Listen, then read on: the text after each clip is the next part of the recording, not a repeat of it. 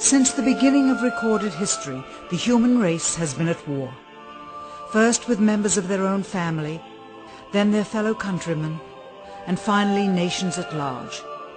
Yet perhaps the starting ground for all these conflicts lays somewhere deeper, within the very character of the human condition, in the dark, untouchable crevices of the human heart. It is said that the first iniquity of free will began even before the maiden pilgrimage from the embryo, preceding the very creation of the earth itself, in the forelife of souls in the heavenly realms. The dawn of warfare, some believe, was initiated by a fallen angel, whose trespass against God was pride. In ancient Babylonia, in an age so long ago that the exact millennium remains in question, the Tower of Babel began construction. It was to be the single greatest achievement of the human race. A tower so tall that its summit would reach the heavens, and by it prove to the world that their race was superior. It would be God's irony that it would never be finished. Time passed, nations fell, a machine age emerged, and once again the ingenuity of the species which held dominion over all others unveiled what was at the time the most monumental accomplishment ever imagined, the largest machine yet constructed. An automation so mammoth and so revered, even before its first demonstration, that its only befitting name was Titanic. On April 10th, 1912, it set sail. It was boasted to be the ship that God himself could not sink. It would be God's irony that the very element that was meant to keep it afloat would cause it to sink. Water, frozen water, in the form of an iceberg. Not even one voyage did it complete. And then the next age embarked into the annals of human history, perhaps the last age, the space age. Competition for victor was unparalleled. Powerful nations spent billions in unabashed rivalry to outdo the other. The Soviet Union launched the first orbiting satellite, the first animal, the first man. They had logged 500% more hours in space than the United States. And in June of 1969, they launched an unmanned probe to the moon to retrieve the first soil sample from another world, just 1 month before Apollo 11. That's how close the race was. Had their unmanned probe not crash-landed into the lunar surface, the first moon rock brought back to Earth would have been by the Soviet Union. Richard Nixon, president at the time, had this to say about the latest work of the human hand.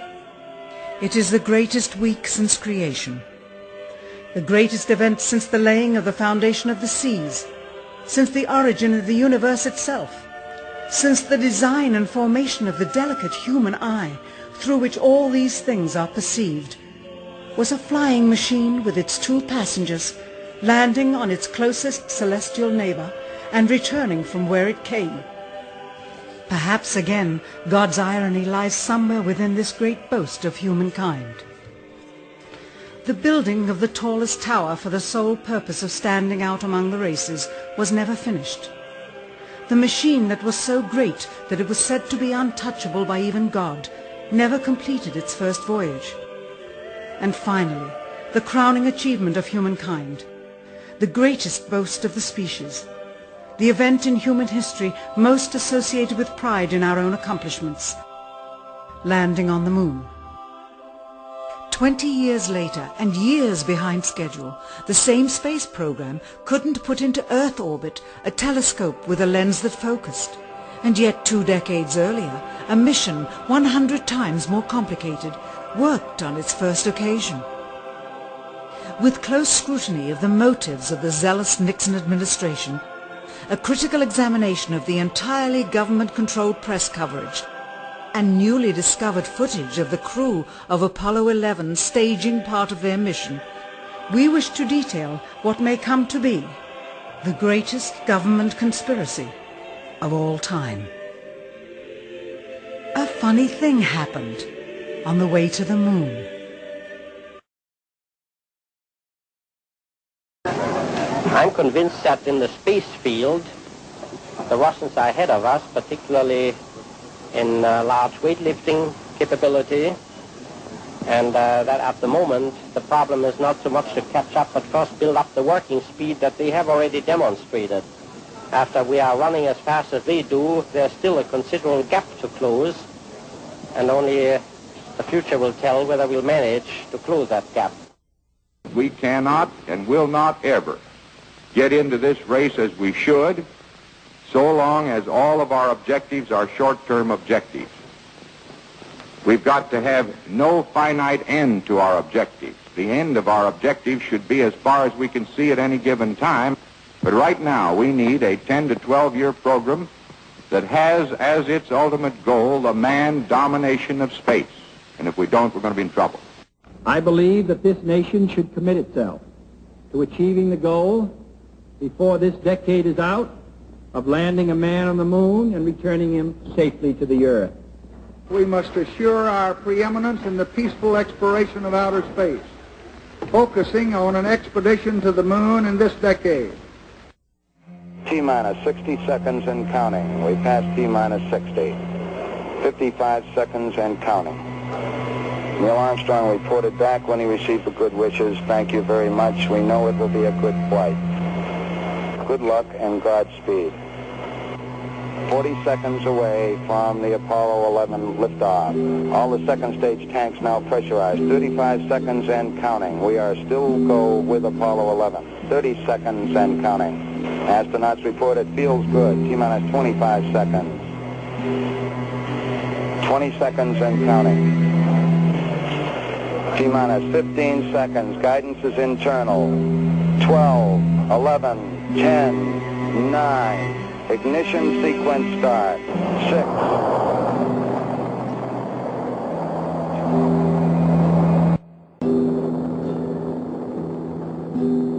Unbeknownst to the citizenry, high above the Earth, beginning at an altitude of 1,000 miles and extending an additional 25,000 miles, lay lethal bands of radiation called the Van Allen radiation belts. Every space mission in history with humans on board, from both the United States and Soviet Union, from the first in 1961 to the present, has been well below this deadly radiation field. Mercury, Gemini, Soyuz, Skylab, the Space Shuttle, all maintained altitudes well below 1,000 miles. All except Apollo.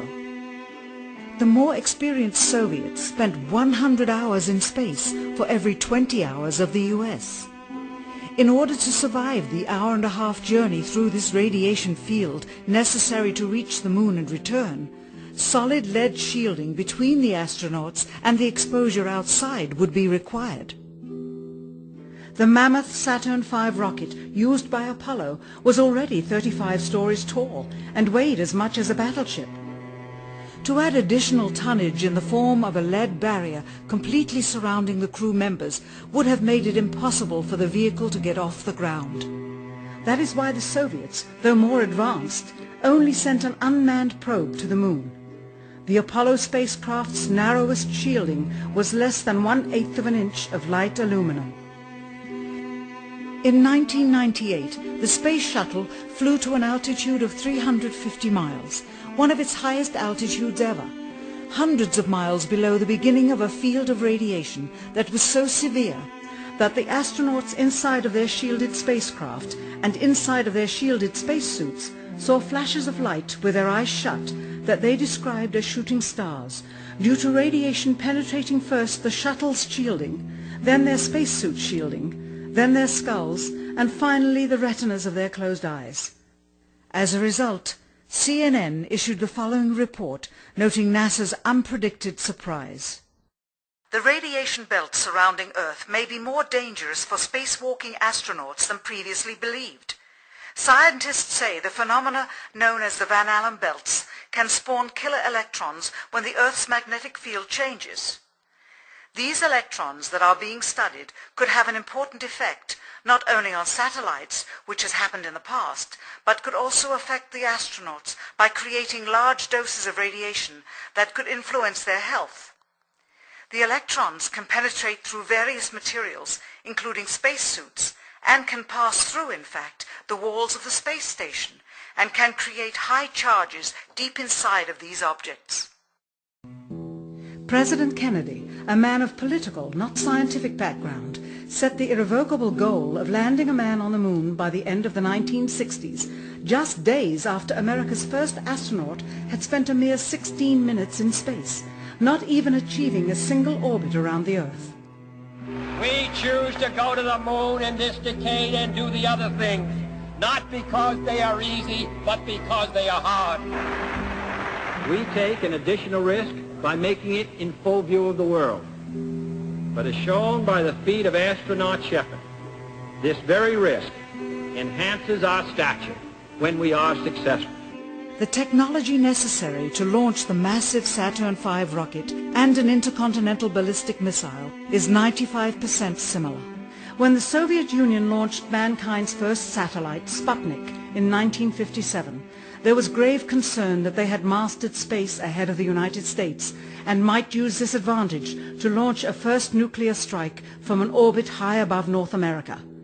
When they also put the first animal in space, then the first man in space, then achieved the first spacewalk, the first crew of 3, and the first ever of 2 simultaneously orbiting spacecrafts, concern turned to fear and then horror as America watched their communist enemy achieve all these firsts with no hope in sight of ever catching up. President, a member of Congress said today that he was tired of seeing the United States second to Russia in the space field. I suppose he speaks for a lot of others. What is the prospect that we will catch up with Russia and perhaps surpass Russia in this field? However tired anybody may be, and no one is more tired than I am, it is a fact that it's going to take some time, and I think we have to recognize it.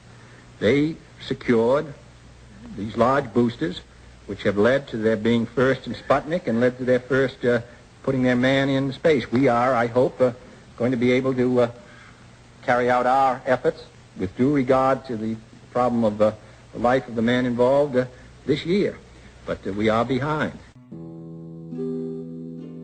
If it was impossible to better the Soviets in the space race, which was really a race of technological armaments, what could be done? How could America offset the threat of superior weaponry? Throughout the history of rivalry and war, astute generals of lesser armies than their counterparts have used deceit and misinformation as a method to achieve victory. In World War II, for example, columns of inflatable tanks were placed at locations afar from Normandy to draw German forces away from the real location of invasion.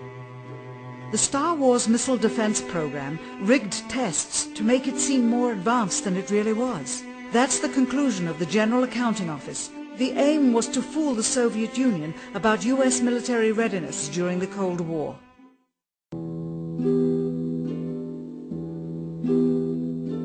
Certainly, it was not possible to fool just the Soviets about US strategic capability in the 1960s, while somehow informing 200 million Americans of the truth secretly. In order for them to believe the United States had the capability to go to the moon, everyone would have to believe it.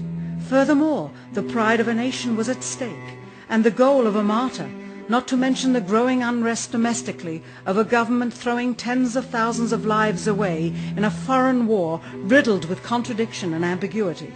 In addition, the Apollo program had already spent billions of dollars. If it failed to achieve its goal with such an investment, it would indeed be a large and bitter pill for the taxpayers to swallow. The cost of the program, whose sole goal was to be the first to plant a flag on the lifeless rock just outside the Earth, if adjusted for inflation to the 21st century, was $135 billion. With a profit margin of just 7%, this would be equal to over $9 billion profit going to the privileged contractors chosen by their friends at NASA. If the machinery was in fact only achieving Earth orbit, as other earlier missions had already done, then the completion and functionality of the other components would not have been as important, and even more profit would have been made. $135 billion could feed 2 million people for their entire lives. It could also buy 2 million two-bedroom houses. Yet how could such an undertaking be kept secret, and for such a long time? To the latter, One needs only to remember that an unsolved riddle 6 years older, the assassination of President Kennedy, still daunts the minds of the vast majority of Americans. As a parent of a conspiracy, as his assassin being assassinated himself, the truth of the matter has still escaped history. In keeping a secret of the magnitude of the Apollo missions being fraudulently created, one turns to the Manhattan Project for comparison. Surreptitiously building the first nuclear bomb during the early to mid-1940s involved 129,500 people over a 3-year period. Yet the secret did not get out. A quarter century later, the art and technology of espionage inevitably improved, narrowing dramatically the number of players in the know of a large clandestine operation. Just 1 year before the first mission to the moon, NASA launched the Tetra satellite, specifically designed to simulate flight data coming from the moon, so that the ground crews could rehearse the landing, much as the astronauts did in their own simulations. Had it not supposedly fallen back to Earth, all that would have been needed during the actual flight would be a repeat of one of these computer programs, with a few original variations, transmitted to the satellite for rebroadcast to Houston. Scores of computers and their deceived operators on the ground would then receive prearranged information, including the alleged location, altitude and fuel consumption of the spacecraft, as if it were descending to the moon's surface. If the Soviets tried to find the actual location of an Apollo crew in the hundreds of thousands of miles surrounding the Earth and the moon, it would be tantamount to trying to find a rowboat in the Atlantic Ocean. The fact that the Apollo program was so departmentalized, with various construction and test sites around the country, meant that only a few people saw the whole picture. And for the first time ever, there was no independent press coverage of such an historical event. Whatever pictures and sound were distributed to the public were strictly controlled and previewed by the federal government. They were then disseminated unchecked until this hour.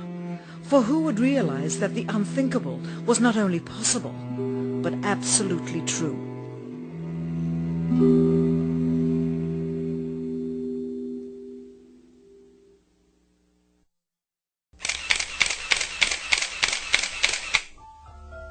And what of the photographs? What do they tell us? On 3 separate occasions, our office asked NASA's Public Relations Department for every single picture of an astronaut on the surface of the moon, just during the maiden voyage of Apollo 11. Many duplicates were sent. In all, fewer than 20 pictures were found, including first-hand investigation on site at the agency's vaulted archives. Quite surprising, considering the historical significance of the event. These very photographs are the same ones circulated year after year on anniversary commemorations. It is estimated that in just the first 60 minutes on the moon, motivated by the tenuous nature of the circumstances, many more exposures could have been expediently taken. Also surprising is the scarcity of photographs of the mission's chief pioneer, Neil Armstrong. The greatest achievement in human history, and of the man whose first step echoed around the world, dawning a new age of scientific enlightenment, there is only one full-body picture of him on the moon, besides this ghostly reflection. This one, taken by an automatic camera mounted on the side of the lunar module. Perhaps he feared liability should the whole conundrum later become unraveled. Perhaps he has forgotten that he attested to the authenticity of the event with his signature on this plaque engraved by the federal government. In fact, in the more than 30 years since the event, aside from NASA's initial press conference and the occasional brief anniversary remarks where few questions were permitted, he has never given one on-camera interview to anyone, ever. From an analytical standpoint, photographic anomalies have to be sought out with an understanding of lighting and shadows. The most straightforward is simple. When objects are lit solely by the sun, as all the scenes on the moon were said to be, after all, lighting equipment was not only impractical, it was unnecessary in bright sunlight, then all shadows, regardless of the landscape, will run parallel with one another and never intersect, as shown by this example. In these seldom seen photographs, obtained from a rarely used auxiliary NASA archival site, it is clear that these scenes were lit with artificial light. These shadows, which are cast at different angles, are evidence that a second light source is being used. In addition, the sun would not cause an isolated hotspot like this, only an artificial light would. Again, intersecting shadows and another hotspot. And again. And again. It is simply impossible for this picture to have been taken with sunlight on the moon. Here, the shadows are shown to be as black as pitch. And yet here, completely in a shadow, the astronaut is lit up like a Christmas tree. How can this be? Or this, on the shadow side of the lunar module. In this magnification of an Apollo photograph, a rock, very likely a papier-mâché prop because of the crease here, is categorized with the letter C. In later releases of the same picture, the letter is gone, probably airbrushed out. Here a crosshair, which was burned directly into the image from the film plate and thus should always appear on top of the objects in the photograph, appears behind the object in this scene, clearly revealing a composite of two pictures into one. Someone apparently forgot to create a burn crater underneath the lunar module's 10,000-pound thrust engine, despite the fact that during ground tests there was a real concern for the vehicle falling into the hole the engine created as it descended. Here is a Norman Rockwell depiction drawn just 2 years earlier based on the latest specifications and scientific data. In these enlargements, it looks as though the lunar module was simply placed there. Not even one speck of moon dust on the landing pod. As a result, all subsequent flights had to have the same discrepancy, which was explained away by the effect of no atmosphere. And what about stars? On the moon, with no atmosphere, they must have been quite a sight to behold. Yet there is seldom any mention of them, if ever, by any of the astronauts on any of the missions. Undoubtedly, creating a mural with all the constellations properly placed in the sky would have been virtually impossible to create accurately, much less realistically. A competent amateur astronomer would have been able to call attention to the slightest error in measurement. The answer? Not to talk about the stars. Ever. In their post-flight press conference, it was the only question to which Neil Armstrong responded with an absence of memory. When you looked up at the sky, could you actually see the stars and the solar corona in spite of the glare? We were never able to see stars from the lunar surface or on the daylight side of the moon by eye without looking through the optics. I don't recall during the period of time that we were photographing the solar corona what stars we could see. I don't remember seeing any. Years later, though, Michael Collins would remember seeing the elusive stars and wrote about them in Expeditions to the Moon. It seems his memory improved the older he got. Why don't stars appear in any of the photographs? Simply because the proper, mostly closed exposure setting for the camera's iris, set that way to compensate for the bright sunlight on the moon's surface, completely diminished the faintness of relatively distant specks of diminutive light. This answer is true. It does not, however, explain why they never took any pictures of the stars by themselves, with an exposure setting perfect for them. While they took 3 automobiles to the moon, they never took a photographic telescope. Had they done so, they would have been able to see farther into the universe than had ever before been realized.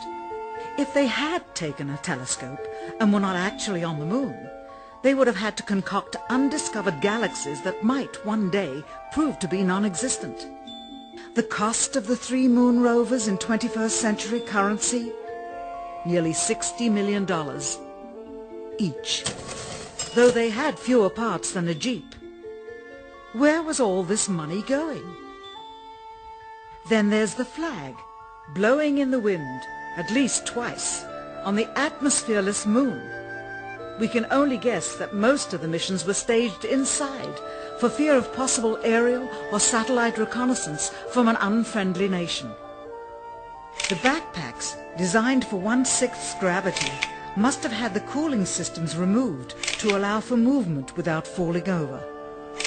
with very near and hot studio lighting that left one hot astronaut inside. Assuming that it was the astronauts inside after all, their faces were always covered. The necessary mammoth amounts of air conditioning were probably responsible for the air current. Here the editor cuts to a still shot of the flag just as the effect becomes noticeable. Here it is unchecked. This rare clip, attained decades ago, was never re-released with the inevitable increase in experience and scrutiny. To demonstrate 1/6 gravity, a bouncy, floaty feel to the astronauts' movements would be similarly achieved with relative simplicity. Slow motion. You are viewing the scenes as they aired more than 30 years ago. Now let's look at them with the speed doubled. It becomes discernible that they are, in fact, in Earth's gravity, and are no more leaving the ground than they would on Earth. It is clear from these rarely seen color television pictures that the crew of Apollo 11 brought a high-resolution color video camera with them on their mission, yet the only pictures broadcast live from the moon's surface were these from a low-definition black and white camera. In fact, the networks complained because in addition to this, they were forced to shoot the images, second generation, off of a projection TV of the technology of 30 years ago, and were not even allowed to take a direct feed, which further degraded the quality and clarity of the images. Perhaps this was precisely what NASA and the federal government had in mind. After all, it was a first, regardless of where they were. Better to open up their debut mission with fuzzy pictures and numerous blackouts, rather than show too much revealing detail of a false scene that was yet unproven.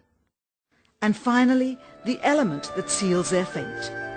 Of all the footage of Apollo 11 requested from NASA over a 5-year period, one gem was discovered just before the completion of this documentary. An old reel received by mistake. It contains the raw or unedited footage of the crew of Apollo 11, Michael Collins, Edwin Aldrin Jr. and Neil Armstrong, staging part of their mission for nearly an hour in living color, with exceptionally clear behind-the-scenes audio of conversations discussing the techniques used to achieve a disingenuous picture depicting the Earth at a distance, in order to falsely demonstrate their far journey from it and their ability to survive passing through the Van Allen radiation belts.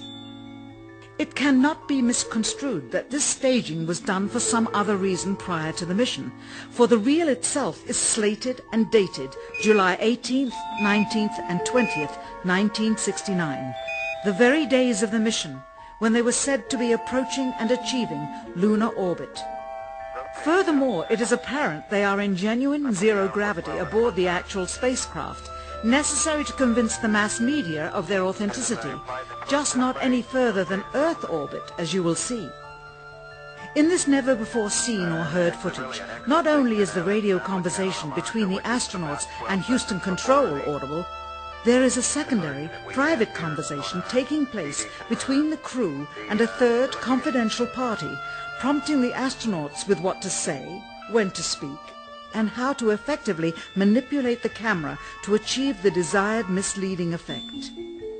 NASA claims that the Houston transmissions were the only ones taking place with the astronauts. Listen now as Houston Control initiates a conversation with the crew, only to find them too preoccupied with the behind-the-scenes trickery to respond. Moments pass and the oversight is picked up on by the clandestine third party, who quickly prompts them with talk. Immediately, Neil Armstrong speaks. Hello, Apollo 11. Houston, Goldstone says that the TV looks great. Over.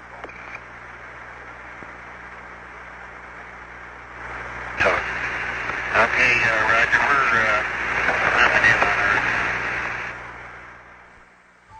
Again, the illusion they are attempting to create is the Earth at a distance, to demonstrate their far journey from it, and their ability to survive passing through the Van Allen radiation belts.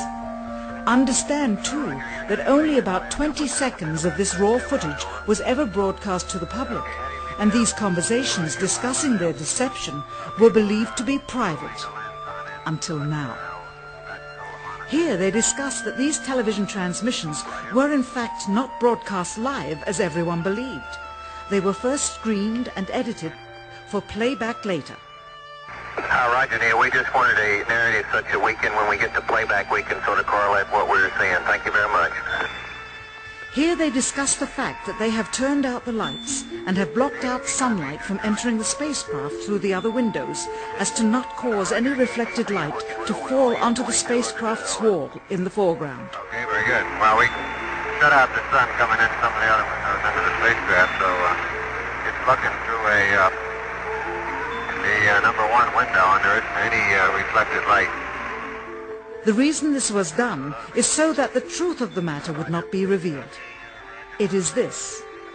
Though the federal government would have you believe that this is a view of Earth from a distance out of the spacecraft's window as it nears the moon, it is not. What they have ingeniously done is placed the camera at the back of the spacecraft and centered the lens on a circular window in the foreground, outside of which it is completely filled with the Earth in low orbit. The circumference of the window then appears to be the diameter of the Earth at a distance, with the darkened walls of the spacecraft appearing to be the blackness of space around it. That is why they wanted the interior dark and blocked out the sun from entering through the other windows. Here you can see the extruded window, probably 2 inches thick at the bottom. This is because the Earth's shine is coming in at a downward angle. It also causes the Earth to appear to be an irregularly shaped circle, for you are seeing the outside of the window at the bottom and the inside of the window at the top, which together form 2 different sized halves of a circle. Subsequently, this take was never used. As they perfected the shot, a crescent-shaped piece of black material was inset slightly into the window to create the illusion of the Earth's terminator line dividing night and day. It is uncannily convincing. During this segment, intended to be edited and played back later for the worldwide television audience, dated July 18, 1969, Neil Armstrong condemns himself as he states that he is 130,000 miles out, or halfway to the moon, as the NASA flight log also states on this date, when he is in reality in low Earth orbit of a few hundred miles. Roger, Houston, Apollo 11. Calling in from about 130,000 miles out.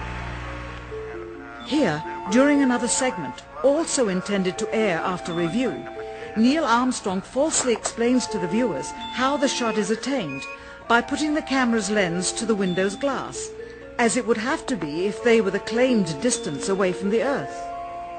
We only have one window that has a view of the Earth, and it's filled up with the TV camera. If the window was completely filled up with a TV camera, as he stated, then an astronaut's arm would not be able to get between the camera and the window, as it obviously does here in this outtake. South America becomes invisible just off beyond the Terminator or inside the shadow. You can also notice how the astronaut operating the camera reacted to the mistake by attempting to pan away from it. Blue gas. See white bands of major cloud formations across the Earth. This is a segment that they believed wasn't even being recorded, much less suitable for broadcast, for the lens was being zoomed out and the scene was being changed to that of an interior of the astronauts at work, and apparently the stop button popped back up on the recorder without notice. Here is the diffused work light that they used to see camera controls, but not throw light onto the spacecraft's wall. Here they remove part of the crescent insert.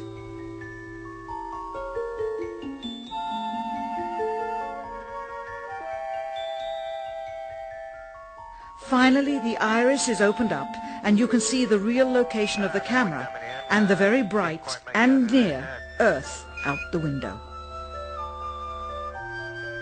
Here is the slate for the 19th of July, and the same shot of trickery on the 19th of July, and then the 20th, and the same misleading shot on the 20th.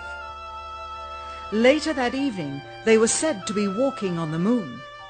How can this be when they were in Earth orbit only 9 hours earlier, and the moon is some 3 days' journey away? Furthermore, if they genuinely went to the moon, why would they be faking any part of it? Why this trickery with the window? By faking being halfway to the moon, it becomes apparent that they did so because they could not even go halfway. It thus confirms that the stumbling block to their success was the lethal radiation of the Van Allen radiation belts. Since the same equipment was used on the subsequent missions in the 40 months that followed, none of them could have gone to the moon. They only increased their proficiency at staging them. When some TV viewers of the second manned mission to the moon telephoned the networks complaining that reruns of I Love Lucy were being interrupted, it became clear that for the taxpayers, once was enough. But it wasn't enough for the government and contractors. Billions of dollars of pure profit went with each return. How coincidental that the following mission would have the element of life and death jeopardy. Apollo 13.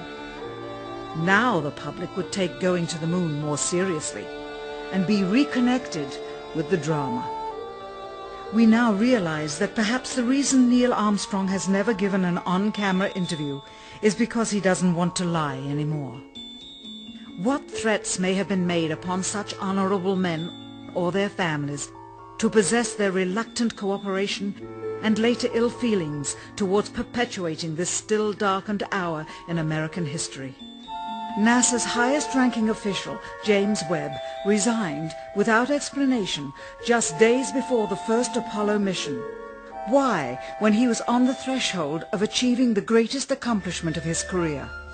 All 3 Apollo 11 astronauts also resigned shortly after their return. On the 25th anniversary of the event, in 1994, Neil Armstrong made a rare public appearance and held back tears as he spoke these brief cryptic remarks before the next generation of taxpayers as they toured the White House.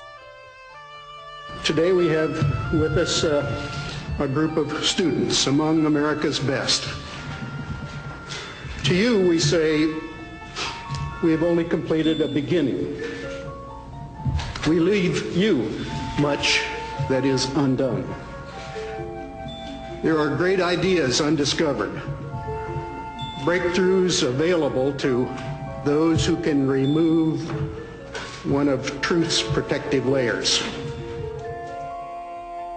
He is that layer. Perhaps someday soon, with the uncovering of this footage and its meaning, the true patriots of America will rise up or come forward and free the citizens and themselves from the sin that so easily entangles and from a federal government that needs to have the gangrene cut off. Even if the government's destruction would come from the truth, then it is not worthy to stand, and its betterment would inevitably follow. All of us are mortal. All of us will die. Perhaps the seeking of a clear conscience before that hour will motivate the truth into the light. Perhaps as citizens we should offer amnesty for this and other crimes of history, for facts from those involved, before the truth perishes with them. Why must we wait until the year 2017 to open the Kennedy assassination files? Perhaps they will not even be opened then, for the law that reluctantly stipulates their release says so with this clause, quote, with the exception of documents certified for continued postponement by the President.